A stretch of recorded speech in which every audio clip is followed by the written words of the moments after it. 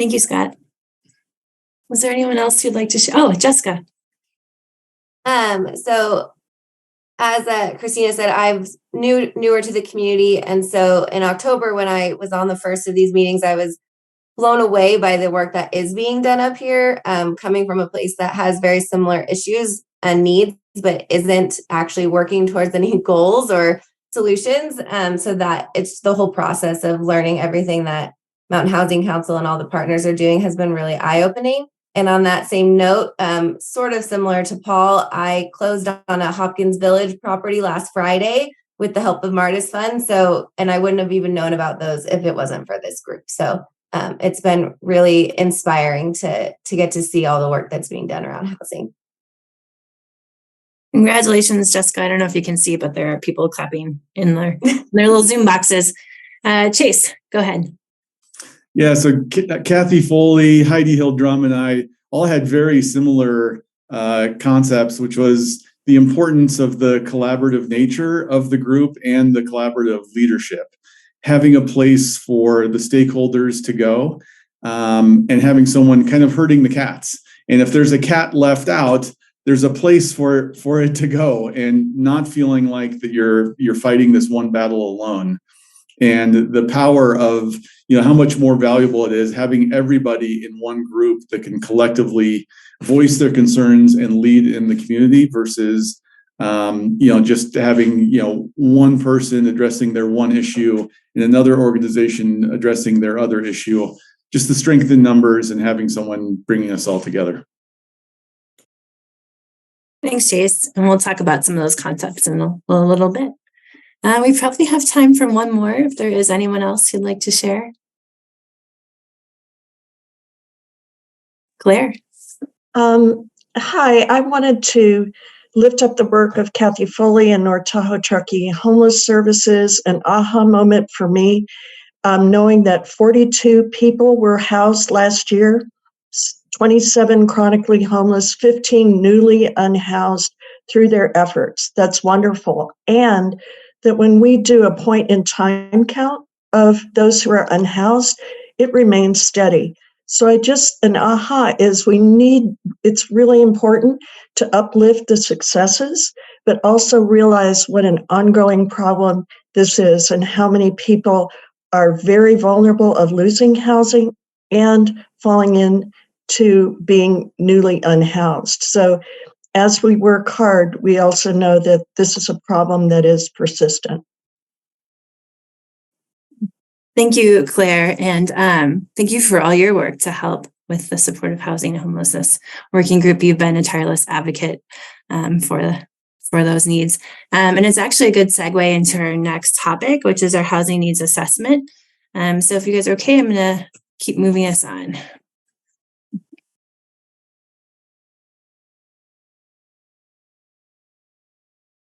Okay, so hopefully you know that we are in progress with our most recent workforce housing needs assessment. The first one that we conducted was in 2016 and we refreshed it in 2021. As a reminder, partners updated the achievable local housing definition in 2021 to tie the upper limit of need to an annual housing needs assessment to better reflect market forces and frequent changes to area median income. The assessment updates or measures baseline data derived from that first assessment in 2016 and then updates it to current conditions. And so I just wanted to give you a timeline. So we launched 2 community surveys on April 15th. They will close on May 15th. One of the surveys is for employers and the other survey is for employees and residents of the community. So we want to find out data from people who live and who work here in the Tahoe Truckee region. We define the Tahoe Truckee region as the Tahoe Truckee Unified School District boundary. So that includes areas of the lake and Truckee, and then unincorporated parts of Placer County and Nevada County around Truckee. And so if you are a lead officer of your agency, we'd like you to take both surveys. One survey of the employer for your agency and then the employer resident survey for your household. And I also just want to emphasize that we want to hear from all community members, and we'd like them to take that employee resident survey, even if they aren't currently employed, if they're retired or they can't work for various reasons. We're also partnering with the Sierra Community House to collect responses from our Spanish-speaking community members. So thank you, Teresa and Paul. And I think I saw, sorry, I can't see everyone right now, but I know we have other members from Sierra Community House. Denise, thank you, who's also new to Sierra Community House. Welcome, Denise. But so thank you for your assistance to facilitate this. So in addition to that community housing needs survey, we're also working with our consultants, which is Economic Planning Systems, to do an analysis of publicly available data. And so they have begun that analysis. And again, that measures unmet need in 4 different cohorts. So our resident workforce population, and commuters, seasonal workers, and then our homelessness population. And so they've begun that work, and then they also need to use some of the responses from the survey to complete their analysis. So as you see here on the timeline, the needs analysis is longer than the survey, and that's one of the reasons, because they need some of the data from the survey. So we're hoping to have a final study sometime in mid-June that we will make publicly available on our website and also share with all of you. We've been talking about maybe we'll do a happy hour, definitely some sort of in-person meeting to be able to share the results. And then much like last time, I anticipate that there will be some education and some outreach that will happen afterwards to share all of that great data. So what do we need from you? We need you to continue sharing all of the social media and blurbs with your email distribution lists on your social media sites, anyone that you know. We want, in 2016, we had about 1,600 responses. In 2021, we had about 1,300 responses to the employee resident survey, and we definitely would like to have that much response again this time. So we're looking to all of you to help us spread the word. And then if you are a lead at your agency, please give time for employees to complete the survey. I'm going to put in the chat box a link here in just a second that is to a folder that we have that has graphics, and it has copy that you can use to share with your employees. It also has a PDF of a paper copy of the survey. So if that's easier for people to fill out the paper copy, that's available, and I can work with you to input that into our survey platform. So does anybody have any questions on that? And it looks like, oh, can you drop the survey link in the chat? Yes, so it's just on our website, mountainhousingcouncil.org. But let me just pull it up quick. And we do have the survey available in Spanish and in English.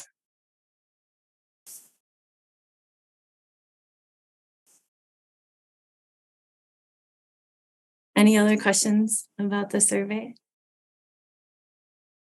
Okay.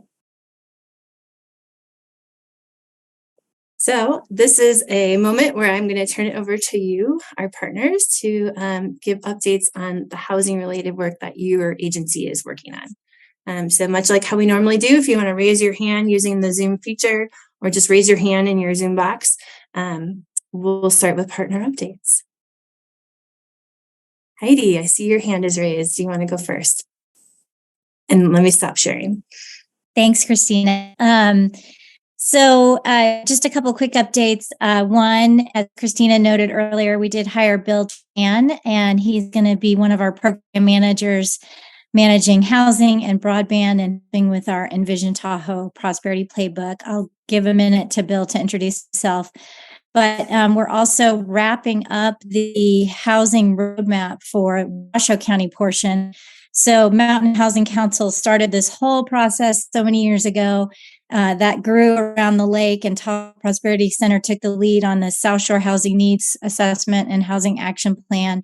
And then we're finishing up with the housing needs and roadmap for Washoe County Tahoe portion. So that's Incline Village and Crystal Bay. And we are having our final big partnership meeting on May 10th. And we're waiting for input from our final partners on the road plan right now. We've gotten a lot of feedback so far, but looking forward to the rest of our partners, hopefully giving some feedback. So that roadmap is again a plan that the community will then embrace and take on to implement to get some more housing in the Incline Village and Crystal Bay region. So we've been happy again to be the neutral facilitator supporting that effort, and that is wrapping up soon. So we are excited to see all these great kind of coming around. So with that, I'll let Bill do a little bit longer introduction of his role and what he's doing. Hi, everyone. Bill Chan. Thanks for giving me the time to introduce myself. If I haven't met you in person yet, look forward to doing that. As Heidi mentioned, I will be the program manager and lead on housing issues for the Tahoe Prosperity Center, along with broadband access and some of the economic playbook stuff. But looking forward to working with all of you, and thanks for having me.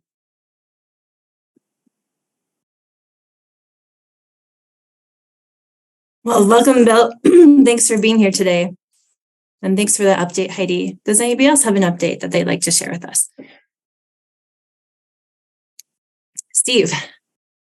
So thanks, Christina.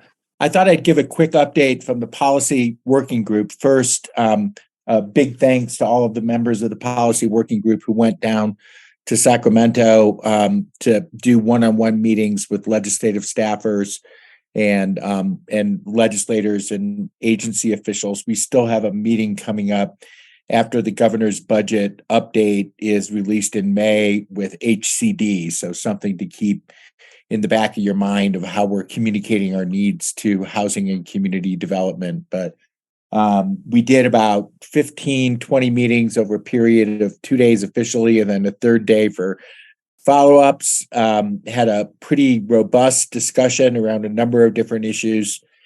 We've been tracking about 25 different pieces of legislation that Mountain Housing Council is either supporting or taking a watch position on through our kind of policy spreadsheet that we've been keeping. And we've had, I think, a couple of really, really good successes. But one success I wanted to highlight is that over the last 2 weeks, there's been a lot of effort in order to work on kind of defining how regional housing finance authorities could be set up in California.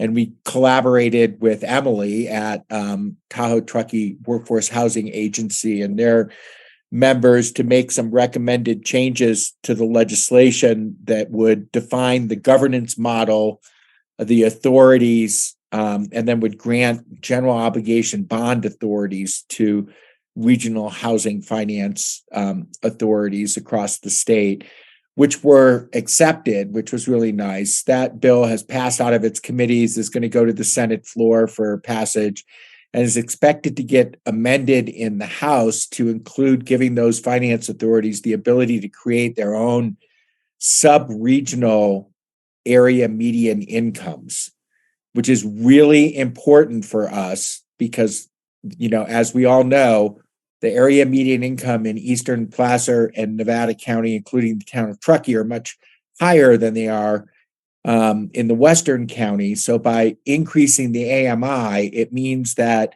the funding for housing, which in regional housing authorities can go up to 120% of AMI, in our region could go much higher than that. Our calculation is closer to 150 to 160%.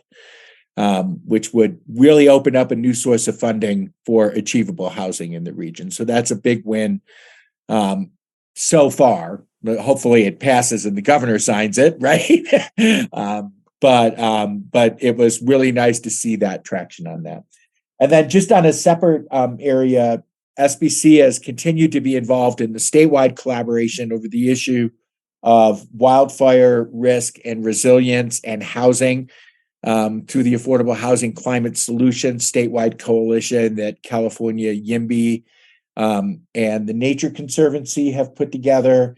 And we've agreed to start serving on a statewide working group looking at normalizing conditions for fire insurance in high and very high hazard zones across the state. So this is a working group that's being set up to make some recommendations to the insurance commissioner's office. And that's about it. That's a lot, Steve. Great job. Thanks for advocating for us. Lynn. Hi, everyone. I'm Lynn Baumgartner. I'm the housing analyst at the town of Truckee. Our big update is that we launched a new housing program. We're really excited about it. It's a little bit complicated. It's called the Short-Term Rental Workforce Housing Pilot Token Program. And we're the only jurisdiction that we can find in the country doing this kind of program. And so it's truly a pilot. We're really excited. We just launched the RFP. And for those of you that haven't heard of it, what it is Truckee has a limited number of short-term rental transient occupancy tax certificates. So we've capped it at 1,255. And last year, our council set aside 25 of those certificates for this program. And it's basically offering developers, property management companies, short-term rental property management individuals the opportunity to create workforce housing. And that can either be new build or deed restricting existing units in exchange for tokens, is what we're calling them. And they can be traded for transient occupancy tax certificates, but they are kind of less restricted than the regular ones. People could sell them, trade them, move them within different properties that they own. It's a little more valuable short-term rental certificate, and it can only be in exchange for workforce housing. And so we have an RFP out for interested parties who want to participate in the program. So if you, it's on our website, applications are due June 28th. So that's our kind of big update. Our other housing programs are ongoing. We've deed restricted 2 houses now through the Truckee Home Access Program. Our ADU program is really kicking into high gear with construction season starting. We have a couple of free webinars, both for building industry professionals and individuals who are interested in putting in an ADU or permitting an existing unpermitted ADU. Those webinars, the first one's on Tuesday at 5 p.m. The other one is a couple weeks later. I should have looked up the date before I started talking, but it's on the Town of Truckee calendar. And finally, I'll let Chase update on lease to locals, but we have some good statistics from that. We've started the 3rd year of this program of lease to locals. And I think Chase wants to talk next, so he can update on that. Thanks, Lynn. Yeah, I'll jump in. Before I get into some of the data, I just want to point out that, of course, you'll see that next to my name is Placemate. You might know us as Landing Locals. We officially rebranded last month, but everything about the programs, the ownership, the structure is identical. It's just a rebrand based on some feedback of people were getting confused on our company name, Landing Locals, versus the program that we run, Lease to Locals. So we're officially known as Placemate now. And of course, we started in Truckee about 3 years ago, not in small part due to some support from the Mountain Housing Council, and in particular the TTCF with funding for our pilot program. And since then, we've branched out to the city of Southlake and East Placer County. So between those 3 jurisdictional programs, on a combined basis, we have awarded, and this data is about a month old or so it's only gone up from here, but we've awarded property grants to 168 properties in those 3 jurisdictions, housing 365 people in our community, and that includes not just, quote, qualified tenants who can participate in the program, but also the occasional unqualified tenants, which is mostly family members and children. So 365 folks have stayed in the community since we've been able to help find them housing. And then lastly, I'll point out that the average cost per tenant of those 365 is just shy of $4,000 per tenant. So I think it really speaks to the cost effectiveness of this program. And I'll stop there. Thanks. That's great. Great news. Kathy, would you like to go? Good morning, everybody. I'm Kathy Foley, the Director of North Tahoe Truckee Homeless Services, and I wanted to share that coming out of Mountain Housing Council, there is going to be our homelessness and housing support group is going to merge into a homeless advisory committee that will be sort of held with Homeless Resource Council of the Sierras, which is a nonprofit that is sort of the coordinator for both Nevada and Placer County Continuum of Cares. And they're really dedicated to ending homelessness and preventing homelessness. And in partnership with Truckee Tahoe Community Foundation, who's helping to hire a coordinator for that program, we're going to be able to draw regional stakeholders to the table and have facilitated discussions over the next 24 months about what the right size services are in this region. It's not a clear, easy decision. So I'm grateful that that's moving forward out of these discussions. And I guess in an immediate sense, we are at the end of April, which ends the 8th Emergency Warming Center season. And this year we were open 79 nights, which is a 72% increase over any of the years we've opened before. And we had a total of 77 individuals that stayed with us and provided a total of 640 overnight stays, which was a 93% increase over last year. And so the need is there. Once again, we're supporting people who are chronically homeless that may be more visible in our community, and the many people that are newly homeless that have come out of the last 2.5 years of pandemic time. So I appreciate you all in this space, and thanks for letting me share. Thank you, Kathy, and great work this winter. I know that it was difficult for lots of reasons, including our historic snowfalls. So 79 nights is quite amazing. So thank you. Karen. Hi, Karen Fink with the Tahoe Regional Planning Agency. We've been working really hard over the past several months on doing a financial feasibility analysis of what types of development standards or what kinds of changes TRPA would need to make to our development standards, such as what kinds of heights, coverage, and densities we allow for basically multifamily housing and also accessory dwelling units. So we completed that analysis and had a meeting with our Tahoe Living Working Group, which is a partnership of groups, and many people on this group and agencies are part of that partnership.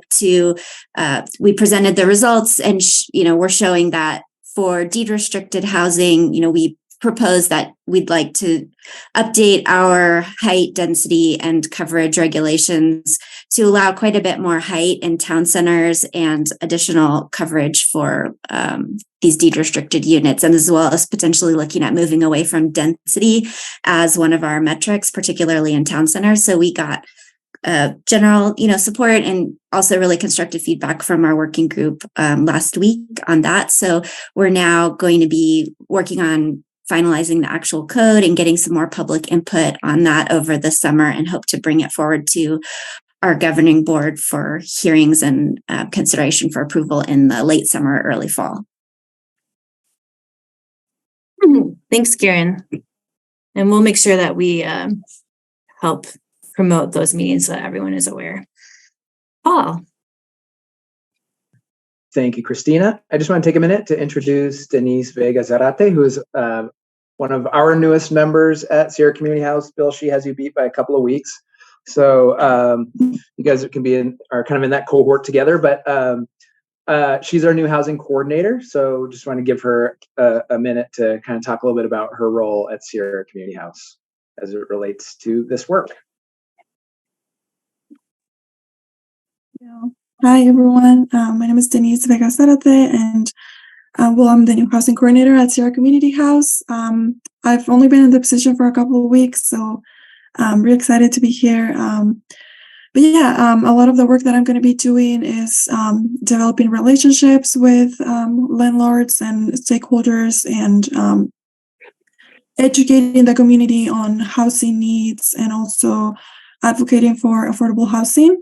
I've been learning a lot, and I'm really excited to be here and learn about all of the very important work that you're all doing. So thank you for having me. Welcome, Denise. We're so excited you're here, and I already know that you've hit the ground running, and this is going to be a great asset for our community. So thanks, Denise. Stephanie. Yeah, good morning, everybody. Stephanie Holloway, Deputy CEO over here at Placer County in the Tahoe office. I know many of you, I think I'm probably a new face for some, so just wanted to introduce myself. I think you're very much familiar with Emily Setzer in our CEDRA department, and then also Shauna Purvines, who has transitioned actually from CEDRA as our housing program manager over into the CEO office. So we're doing a little reshuffle here. You'll probably see me more than Shauna moving forward, but just to let you know that she's in the office next door to me many days. So we coordinate on a regular basis. So just give you some updates from Placer County. We wanted to let you know that we are diligently working on the Dollar Creek Crossing project. That's a new build, affordable workforce housing, deed restricted product that we're working on in the basin in the Dollar Hill area. That project, we actually took an update to the North Tahoe Regional Advisory Council. This is a council of our board and District 5 supervisor last week. So we're excited about that project. Some milestones here. This project actually just finally came in the door for submittal.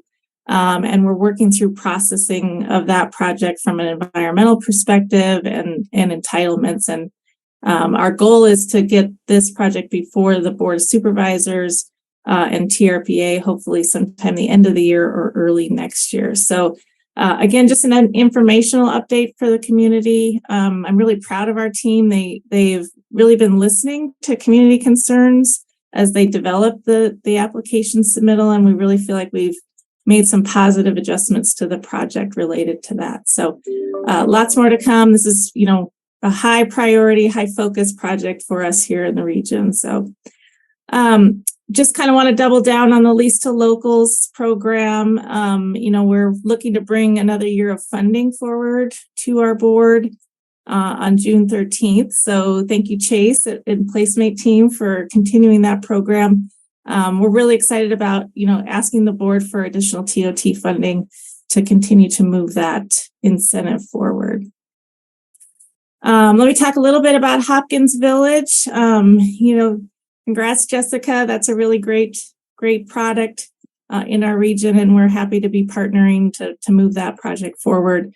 Half the units have sold, and we're working on an agreement with the developer and the contractor to make some adjustments that they've asked us for to really, I think, kind of move those sales forward and to give some flexibility for sales. So you'll see that item at our board May 9th. Our board will be here in Tahoe May 9th, and so keep a lookout for adjustments to that working contract with Hopkins Village. But yeah, really kind of pushing forward. Want to make sure those units are built and occupied as soon as possible. I'll just mention the Tahoe Basin Area Plan. We're working on some amendments to that related to housing and economic sustainability. Another kind of high priority project for us affects housing. We're hopeful to bring that forward to the board sometime in July. And then lastly, I'll just mention Tahoe Truckee Workforce Housing Agency. We obviously I sit as a board member. I don't know if Emily Vitus is on the call, but just to kind of brief you guys on our last meeting, we finalized the budget for this year. And also that budget included work and funding to continue to form this Joint Powers Authority. And so there's a lot of ongoing discussions about that, but we're really excited to finally see that framework coming together. So with that, thanks for having me. Thank you for all those great updates, Stephanie. It's a lot of work happening. Jacqueline McCoy from the JPA is on. I don't know, Jacqueline, if you want to piggyback off that update and give any other updates about the Tahoe Truckee Workforce Housing Agency. No, I think Emily had her updates, and I don't know if she's just running late, but thank you. Okay. Yes. Sure. Yeah, you got it. Are there any other updates? Any other comments? That was a lot of information we just heard. So as you know, we do minutes from this meeting. So all those updates will be in our meeting summary that we make available on our website. You just go to mountainhousingcouncil.org, council meetings, and you'll see a PDF of minutes. And if you have extra time, you can go back 6 years and read minutes from all the meetings that have occurred. Claire, looks like I know what you're doing this weekend. And I also want to remind you to make your updates to the partner highlight page. I'm going to drop in the link right now to the chat box. You can do that by emailing me, or you can click on the link at the bottom. There's a form where you can submit all these great updates that you heard.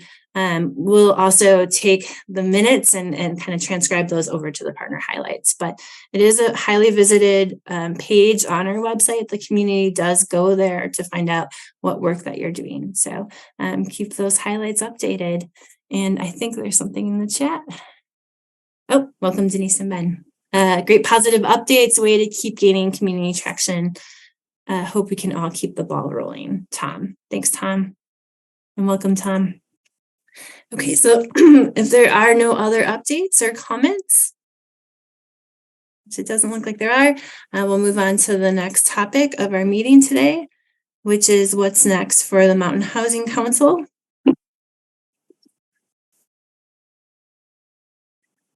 So as I had mentioned a few times now earlier, we are really looking to you guys to kind of define, what could be next if there is another iteration of the Mountain Housing Council. And so the Community Foundation has really been on, what Stacey's dubbed a listening tour, where we want this to be a community-led decision process to really inform our board on what sort of role the community foundations should take in housing, if they should take a role. And so we've pulled partners at our April 2022 council meeting. We had a large group discussion at our last meeting here, January 2023. We've set up some partner meetings over the last month, not with all of our partners, but again, with that cross section of all the different types of partners that we have. We also put a survey out to partners, and based on all of that feedback and any recommendations from today, we're going to share that with our board for them to make a decision sometime this summer. And Stacey, please feel free to jump in here at any time. Okay. And so I'm going to drop in the chat. So hopefully you guys, this slide will look familiar to you. So in our listening tours, we've covered these slides that I'm about to show you. So I'm going to go through them pretty fast because some of you, this will be the second time that you're hearing it, or maybe even the third time that you're hearing it, because we recorded Stacey giving this presentation. We sent it to you. We asked you to watch it. And then we asked you to take a survey afterwards to really reflect on the content that was shared, and then also to get your feedback and input on what this region needs moving forward as far as housing. And so if you may remember at our last meeting, there was a request to kind of encapsulate all the good work that's happened over 6 years into a final report. And so this was our way of doing that in one simple graphic. And so, I don't think it is comprehensive, but we tried our best to really get everything. And so the survey asked you your opinion if we got it right, and we'll spend some time today to ask you again, what we're missing here. But here's some of our thinking of what's happened over the last 6 years. And really that was in 2017, we took 29 diverse partners who were, operating. Some may have been working together, but a lot of us were operating in silos. And Mountain Housing Council was really able to braid together all these different partners, engage in leadership, align strategy, and leverage resources to accelerate housing solutions. And so we saw that really increase capacity in 4 main buckets, which you see here at the bottom, and that's regional strategy. And, I heard earlier when you guys were giving your aha moments that come out time and time again, that we had a common language. We had the Achievable Local Housing Bridge. We were all sort of working together in alignment. And we also believe that through that ecosystem of collaboration, innovation happened. And so Lynn, your very long token pilot program, is one example of innovation that has come out of this collaboration. And, you have said that's only one program, but, maybe now Placer County may see the results of that program and do it in that county or even Nevada County. And so, we really believe that we've been able to help foster some of that innovation.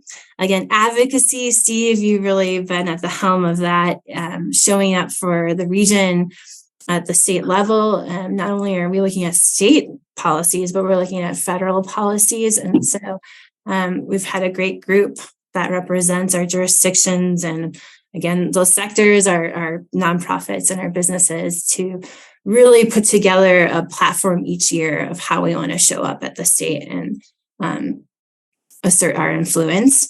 And then funding. So we've convened the Funders Network, which I think you guys have heard us talk about, but really what the Funders Network is organizations in our community who have resources to bear.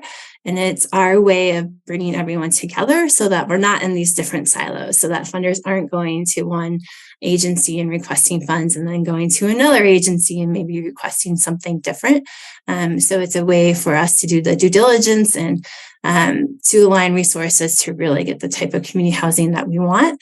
And in addition to the Funders Network, we've seen new funding streams pop up since we've started the Mountain Housing Council. And so, one of those funding streams is Measure K through the town of Truckee, which now has dedicated funds to housing. Another was the passage of the TBID, which is the Tourism Business Improvement District on the North Shore, which freed up TOT funding for housing. We still have our jurisdictions who have general funds for housing. You can see the Martis Fund, which we've heard about earlier with our down payment assistance program as funding to bear. We have our state and federal capital, the Tahoe Truckee Workforce Housing Agency, which Stephanie alluded to earlier, which has expanded its mission and is hoping to start a new housing fund. We have the Community Foundations Housing Solutions Fund, and I think I've hit everything else on the slide. And Stacey, I'm sorry, did you want to jump in at all? I haven't given you any opportunity to. Okay, and so that's really what we've kind of seen as some of the successes of the Mountain Housing Council. I just want to pause right there and give anyone an opportunity to comment.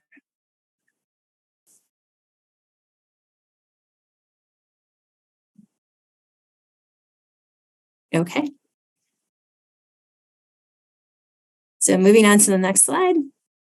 Christina, I have a quick comment. comment. Yeah, sorry, I didn't see you, Steve. Go ahead. Funding piece, which is one thing I want to point out to everyone is that when we go to Sacramento and talk to legislators about what's needed in the region, the point that this funding diversity of local funding sources is organized and working together is a significant leverage point with the legislators and their staff. Like, there are not a lot of regions of the state where everyone is collaborating like this on creating local funding sources, and it really helps make the case for the policy that we need to see move forward. So this is a really big deal, I think, the community capital piece.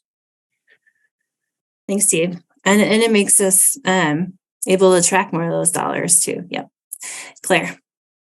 Just a very quick comment. I want to really applaud Mountain Housing Council for making complicated information clearly understandable through the kind of visuals that you do. This goes from the Rainbow Bridge to the graphic you just showed about the work of the organization. So important for community engagement to have that kind of communication tool. I gotta just jump in on this one and give gratitude to Scott Keith and his team. So there's been a couple contractors who've worked with us all along. Sierra Business Council has been a contract that has advanced the statewide policy work. And so I'm so grateful for Steve and his team on that front. And Scott Keith and his team really help us process what we're learning as the facilitators and organizers and try and whiteboard it to a level that we think is a little more digestible. But Claire, this stuff is super complicated and complex, and it gets over people's head, including mine, all the time really fast. And so the ability to take these ideas and concepts and put it, into graphics is just so important. And we couldn't have done it without that team.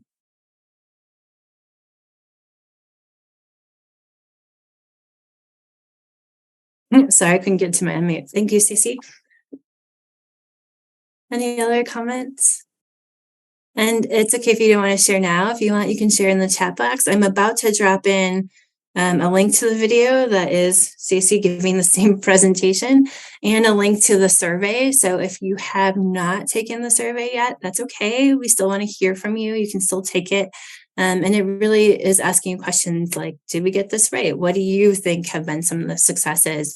And I'll continue on with the presentation, but the survey also gets to those questions. So there are the links. And then some of the outputs of the Mountain Housing Council over the last 6 years, we believe have really been facilitation and convening. So today is our 24th quarterly meeting, but you can see the wide breadth of work that's happened through the Tiger teams, the working groups. Back to Sean's point earlier, it was really the MHC 1.0, spent time looking at, so what is really happening in the region and taking a deeper dive into some of those issues through the Tiger teams and the working groups, but then also producing policy papers. And so you can find all those policy papers on our website. And then also convening people for 2 annual meetings. COVID made us pivot there, but as we keep saying over and over again, this information is really complex. And so, this has been our way of bringing everyone together and really trying to simplify the information and get it out into the community. Which leads me to the next point of public outreach and education. We have our website, we have our social media, and as of recent, we've been doing speaker series on a variety of topics. Our statewide policy coordination. Thanks so much, Steve, for the update earlier. We just had 2 lobbying days last month. We're with that lobbying day and one in 2019, we've met with 19 different housing legislators. Steve has also been sitting on committees and has been advancing the ball, as you heard earlier.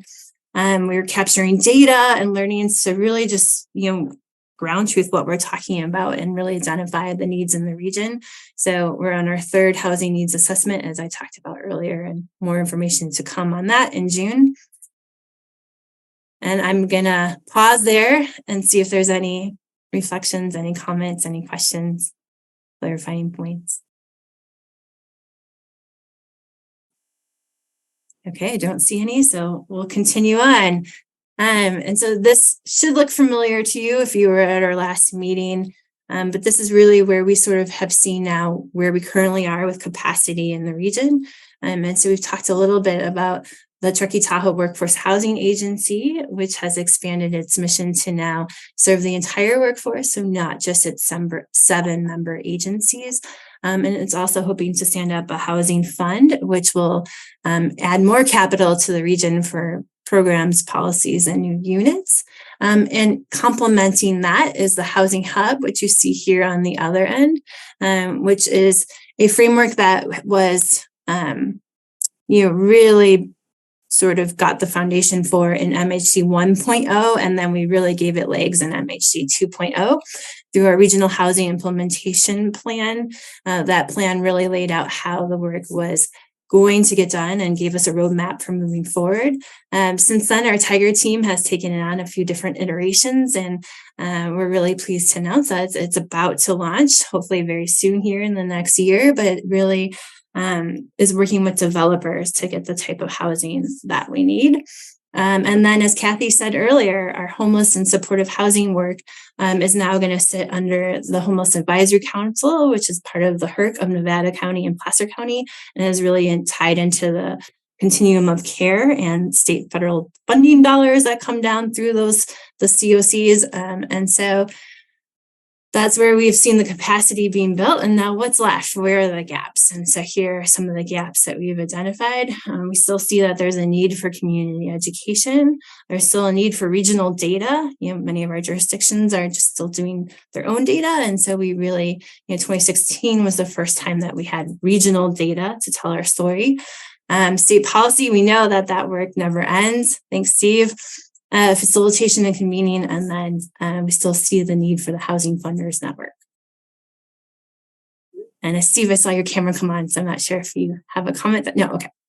Does anybody have a comment they'd like to make? Okay. So, I feel like I'm repeating myself a lot.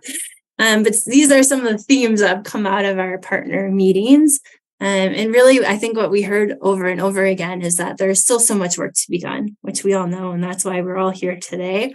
And many of you don't want to see the momentum or the regional collaboration that's been built go away. And many of you have said this is a trusted organization and we're in a good position to continue convening. Many of you said that it's critical that we have regional representation at the state and federal levels. And as you'll see in a minute, I'm going to give you some of the quantitative results from the survey, and that was at the top of a need that many of you want to see continue. And we've also heard that there's been a shift in the last 3 years, especially because of the pandemic and moving to a virtual format, and that it is harder to engage in this virtual world.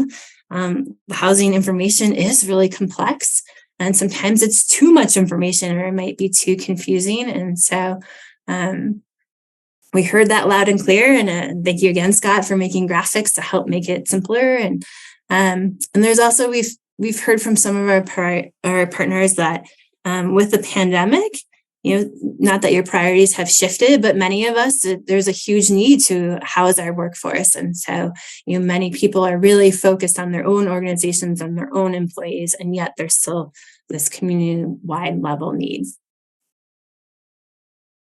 Okay, so so I'll move on.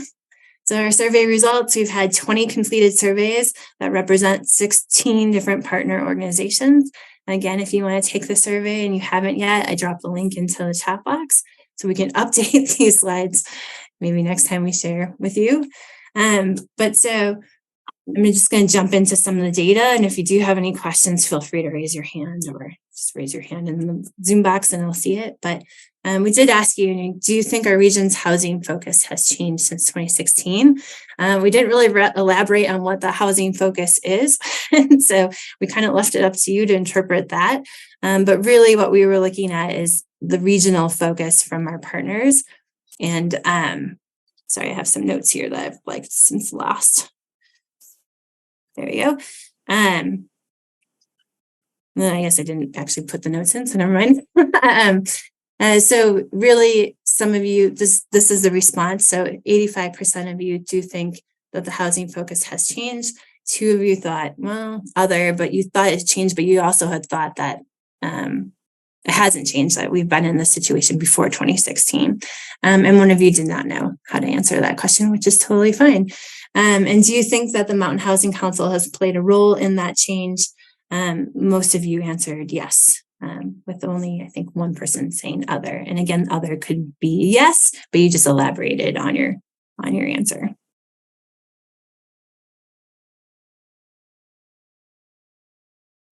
Okay, and so then we asked, do you think MHC partners are currently more proactive than in 2016 in the following? And again, this is kind of what we thought MHC has done in bringing together engaged leadership, aligned strategy, and leveraging resources. And so 87% do believe that MHC partners are engaged in leadership, 73% aligned in strategy, and 75% in leverage resources. Kathy, do you have a question? I don't think so. Does anybody have a question on this information? Thanks, Elson. Okay, so I think this is kind of like the meteor data. And so how well do you think the MHC did with the following activities? And so this is ranked an average weight of the responses. And so you're we gave you a scale. Sorry, let me just pull up my notes. Of ranking it from not at all well, which was a 0, to extremely well, which was a 5. And so these are, again, the weighted averages. And so you can see here the highest was focused on regional data and storytelling to identifying funding gaps and supporting partners and leveraging resources. At the bottom here at 3.76.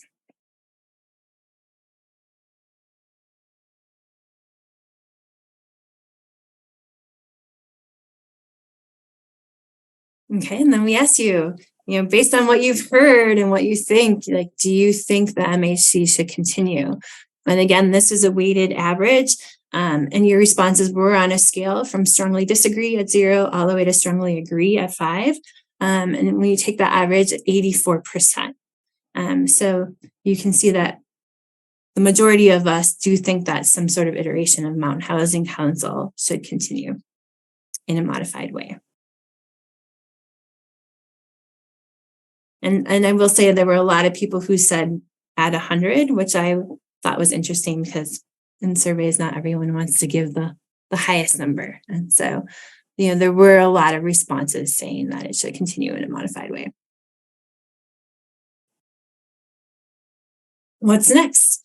So again, looking at those gaps that we talked about earlier in our presentation and where we thought that there is still need in the region regarding housing, we asked you if next potential effort should focus on any of those gaps and asked you to rank that on a scale of strongly disagree to strongly agree. Again, this is a weighted average. And so state advocacy was at the top at 4.42, with facilitation and convening right behind it at 4.22, data and storytelling at 4.11, and then community education and bringing together the funders network at 4. So it sounds like we're all in alignment and agreement here on these activities. And then we asked you, would your organization continue to be an active partner of a next MHC effort? And so there were many responses here. 47% of you said yes. 18% said, I don't know. I think there was only one person who said no. And then a few of you said other. And other, really those responses, we allowed you to elaborate on what that meant. And many of you said, well, it depends on mission, goals, and objectives. Due to staff capacity, again, that like emerging issue of having to house your employees and workforce shortages, you may not be able to join. Some of you said, yeah, I think so, but we have to get it through board approval. And so these were just kind of more of a, I don't know.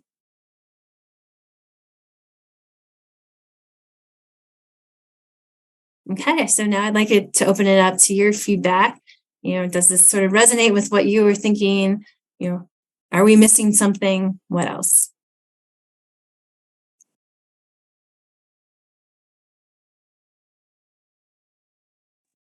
Hey, Christina, I'm wondering if you'd be able to drop the link into the chat box of the presentation so people can kind of flip back through the slides about the feedback. Sure. You reminded, thank you. Yeah, that's a great idea, Allison. Thank you.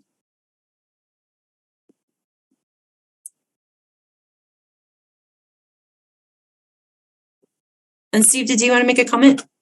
Yeah, so first off, really interesting survey results. And I'm heartened by the point that so many people are saying, yes, let's keep working together. That other category is kind of interesting because there's probably a lot of information in there about what the conditions are that people need to move forward, right? But I am struck by something that we've struggled with for 6 years. And Mountain Housing Council is probably not the place to address this, right? But there isn't like a pro-housing advocacy voice in the community.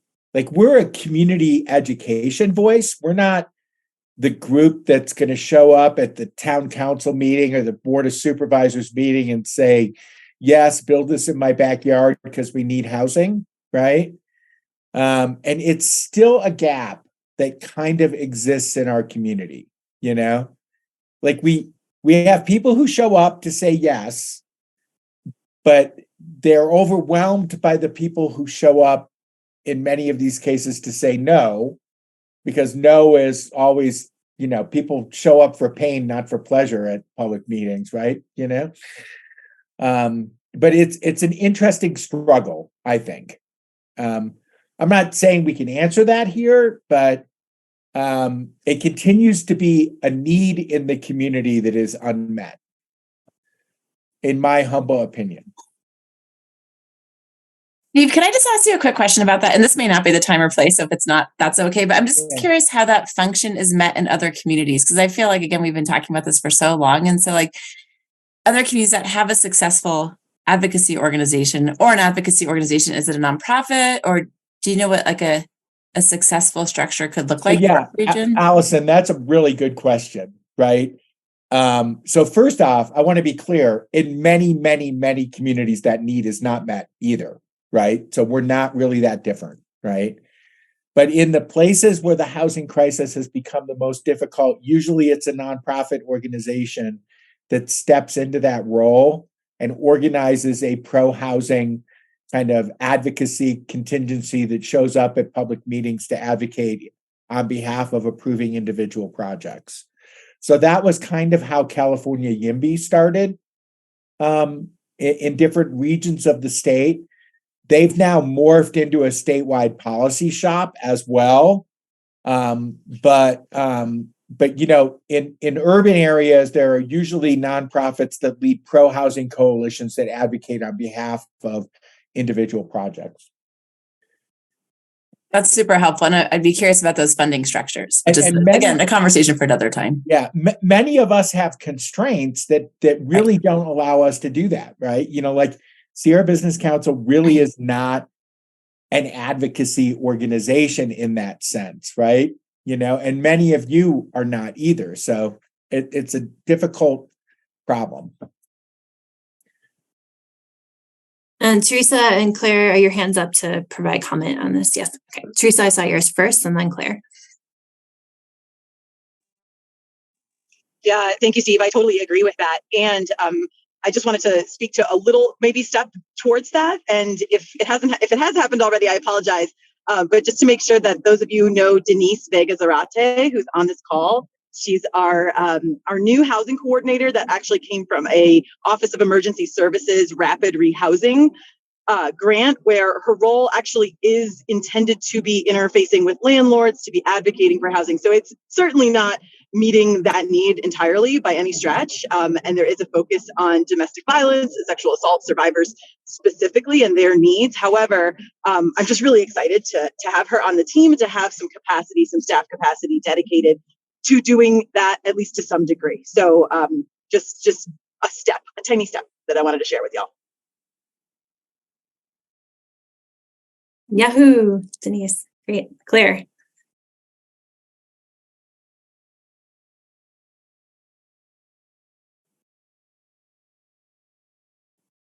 To respond to the comments about advocacy, United for Action, which is the coalition I represent, has advocacy as one of a main part of its mission on homelessness and housing issues. I'd love to work with anybody on this.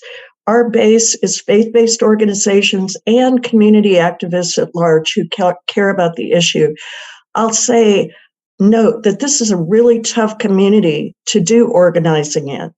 And because it's so fluid, because there are so many unincorporated areas, and because a lot of the people that are affected by these issues don't actually live in the basin, but that doesn't mean we give up. I really care about doing this advocacy work, and I think it's important for voices to be heard from all levels of the community. So my hands up saying, yes, let's work on this.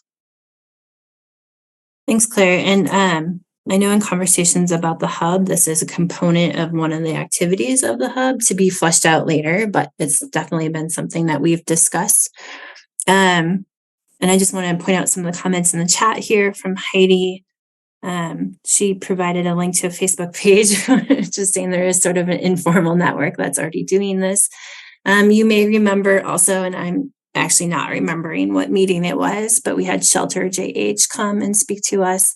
They are from Jackson, Wyoming, and they are an organization, a nonprofit organization that formulated just out of this conversation we're having today, the need to advocate for affordable housing in their region. So I'll try to find it and I can drop the link in the chat box, but it was a great conversation with their founder if you want to watch it later. But any other comments on this piece?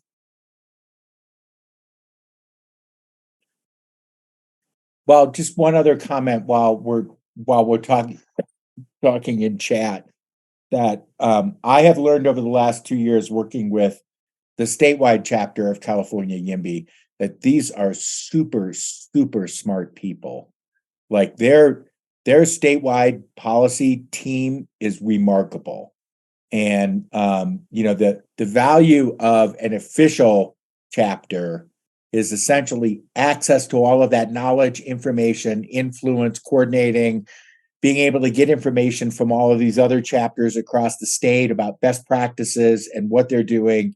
So it is, I love the Facebook movement, Heidi, but the official chapter piece of it would be really interesting to work on, I think.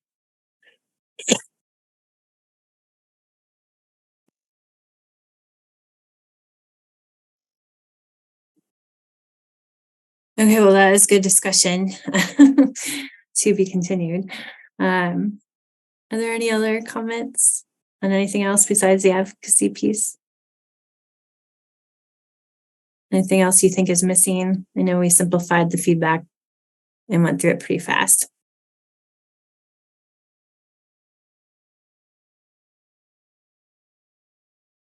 Okay, well, Stacey, can I turn it over to you for, I think that's kind of all we had for that piece. So again, I think I do have a slide, I'm sorry. Just about what's next.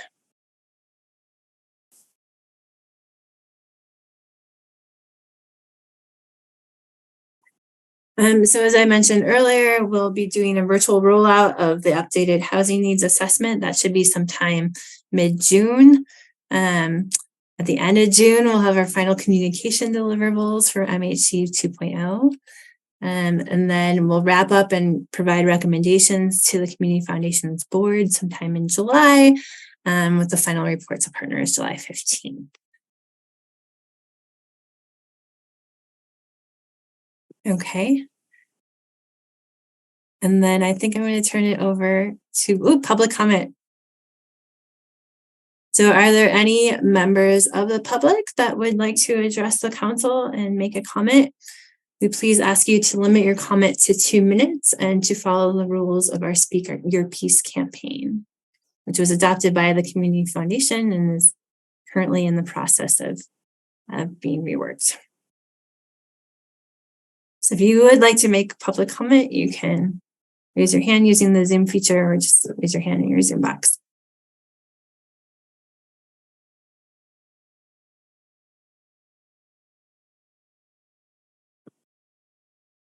Okay. Well, now I'm going to turn it over to Stacey. Thank you, Christina. And thank you so much for your heavy lift these last several months as we really make sure to gather input in a thoughtful and inclusive way and make sure we're not telling ourselves that we are the, best in class and then, not really have the backup of others. And so it's so important to hear from our partners. And thank you, everyone who has taken the time for our interviews. I think we've probably done a dozen, maybe a few more, of the 29 partners. And then also the surveys. Thank you for everyone who took the time to do the surveys. And then, just thank you for so many of you who are here and have been here since day one. I'm just wondering if anybody would be willing to raise your hand on, I've been a first meeting Mountain Housing Council person that is still with us today. If you would raise your hand, I'd love to just recognize you. Yeah.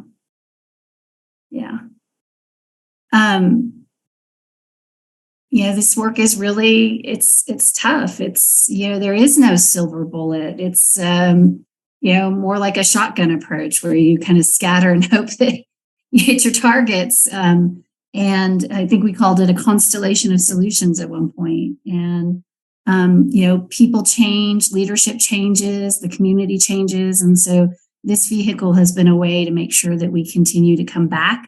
And that the new people in the work have access to those who've been doing it for a while, and that those who've been doing it for a while get access to new ideas and the new people in the work. And so I think that ecosystem building has been one of our best contributions to the work. I want to recognize the past board chairs and our board members who took a leap of faith in 2015 and opened the Housing Solutions Fund. From that Housing Solutions Fund at TTCF, we've been able to make grants for organizations like Landing Local show up and help give dollars to actual developments, work with Martis Fund to actually get housing on the ground, collect the funds for Mountain Housing Council and facilitate this work for the last 6 years, invest in the homelessness study, try and help build new capacity and structures in the ideas that have really come out of this. We consider this work as a community foundation our street cred. If we're funding things that don't really come from you or from the community, it doesn't necessarily fit. And so this has been a fantastic mechanism for the Community Foundation to really get our arms around this complex work. It's also been an opportunity for us to get to know the real players inside of the jurisdictions and the different public agencies who do this as their job, who show up every day and work on housing. And, oftentimes when there's difficult decisions on the table, it's really easy to treat those individuals as others. And yet, they're the ones who show up every day and are really trying to grind through those heavy details and that heavy lift and serve the community and take the input from the community and take the guidance from the elected officials. And so working on the Tiger teams with our different public servants has just been a real pleasure and given, again, the Community Foundation a real network of partners. I think about the Community Collaborative, our other collaborative mechanism at TTCF, and Allison, your news this week is rocking our world. You know that. And for those of you, Allison has announced her departure from TTCF. I know, I'm sorry to own that here with you, Allison, but it's public. So we're going to start saying it out loud. And the good news is she's not leaving our community. And so we'll continue to figure out ways to rope her into this work as she's willing to lean into it. But our Community Collaborative is really the regional organization that had, identified this problem. It was a meeting in 2015 in November when Allison and her network asked the different players in the region, primarily the town of Truckee, Nevada County and Placer County, to come and talk to us about what was happening with housing, because it was organizations like, formerly 4 different organizations, now Sierra Community House, among others, who are saying we can't even really get to our mission if families are unstable with their housing. We first need to figure that out. And so what's happening in this region? And it was from that CCTT meeting that the Community Foundation took the ball and helped convene those jurisdictions, and they co-invested in the first regional housing study. So this idea of we are one ecosystem, even though we have these jurisdictional boundaries, really permeated the beginning of the work of the Mountain Housing Council. I want to also just acknowledge others who have been stewards of this work: Emily Vitus, Shauna Doherty, Steve Frisch, obviously, Scott Keith, and then a myriad of consultants who have supported the work and the partners themselves. Listen, this is not the end of our housing discussion. It's not like the Community Foundation is like, good, glad we fixed it. This is really hard and it's difficult and it requires showing up every opportunity you can. But we also have so much to celebrate. When you look at the ecosystem of players and the new employees whose titles include housing, and the new programs and policies, and the efforts that are actually replicating this work that we've been doing for the last 6 years, it's pretty impressive. And not just efforts. Thank you, Heidi, for giving us props. Not just efforts here, efforts throughout the country. We get no less than a couple phone calls a month of other communities trying to replicate this work. So,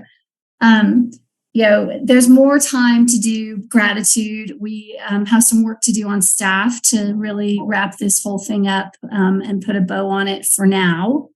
And our board has some good work to do in thinking about what's next for us, what makes the most sense as a community foundation. We still have our Housing Solutions Fund. It is the philanthropic vehicle of this work, and our Housing Solutions Fund can continue to do that for us. So while we take that pause, I would encourage everyone to reflect on what worked and what didn't work. And, you know, you got surveyed, you got interviewed, but if you want to submit something to my board, I'm happy to include that in the materials so that they can hear what you think personally about this work. But other than that, I want everybody to just give each other a big old hug like this, because you really did steward it. This stuff is tough, y'all, and we have been working really hard. And I'm just so grateful for each one of you for doing this. So that's my little, you know, signing off for now, not forever. But we are all, last thing, temporary stewards of this work. You know, even if you plan to die here, you are a temporary steward of this community. And there will be others who come after us. And so our job is to leave it better than we found it and to really create opportunities for others to grow in their leadership and their work in this community. Okay. All right. Any other comments or thoughts to share for the good of the cause before we wrap?